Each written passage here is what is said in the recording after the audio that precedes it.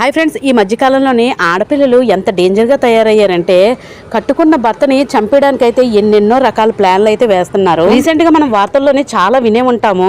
Honeymoon కని తీసుకెళ్లి తన భర్తని చంపేయడానికి అయితే ప్రయత్నించింది. ఇంకొక ఆమె అయితే సమోసాల్లోని విషం పెట్టి అయితే చంపడానికి ప్రయత్నించింది. ఇప్పుడు కొత్తగా ఇంకొక విషయం రాయచూరులోని ఏం జరిగిందంటే వైఫ్ అండ్ హస్బెండ్ ఆ పిల్ల అమ్మగారి ఇంటి దగ్గర నుంచి తిరిగి అత్తగారి ఇంటికి అయితే వస్తుందన్నమాట.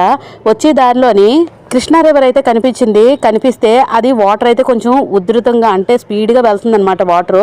అది చూసి మంచి ఐడియా వేసుకుందో ఏంటో మరి. కొత్తగా పెళ్ళైన జంట సెల్ఫీ ఫోటో తీసుకుందాం అని చెప్పేసి దింపిందనమాట వాళ్ళ భర్తని.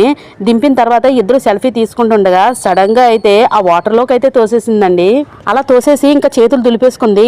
ఏం అవ్వదులే, చనిపోయి వస్తాడు, ఏం పర్వాలేదు అనుకుందాం ఏంటో. ఆ కుర్రోడికి అయితే ఇంకా భూమి మీద నూకలు ఉన్నాయి. అందువల్ల అబ్బాయికి అయితే స్విమ్మింగ్ వచ్చనమాట. చక్కగా ఈత కొట్టేసి బయటికి రావడానికి ట్రై చేశాడు. ఈ లోపు చాలా మంది కాపాడడానికి కూడా ట్రై చేశారు. ఈ లోపు తనే బయటకు వచ్చి గట్టిగా అరిచాడు, మా ఆవిడ్ని పట్టుకోండి, తను వెళ్ళిపోతుంది, గట్టిగా పట్టుకోండి, నన్ను చంపబోయింది అని చెప్పేసి. అందరూ సడన్ గా షాక్ అయ్యారనమాట. ఈ లోపు తోసేసిన తర్వాత వాళ్ళ అత్తగారికి అయితే ఫోన్ చేసి మీ అబ్బాయి వాటర్ లో పడిపోయాడని చెప్పేసి తెలివిగా చెప్పింది. పాపం చనిపోతాడేమో అని పాపం చాలా స్కెచ్ గీసింది. ఎలాంటి ఆడదైనా భర్త వాటర్ లో పడిపోతే బాధపడతారు. అసలు ఎక్కడ చలనం లేకుండా నించుంది. తన సైకోయిజం కి హ్యాట్స్ ఆఫ్ చెప్పాలి. అబ్బాయిలు ఈ మధ్య కాలంలోని చాలా భయపడిపోతున్నారు ఇలాంటి విషయాలు చూసి. పెళ్లిళ్ళు చేసుకోవడానికి కూడా చాలా డేంజర్ అయిపోతుంది.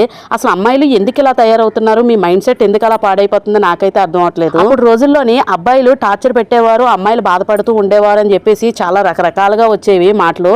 అలాంటిది ఇప్పుడు రివర్స్ అయిపోయింది.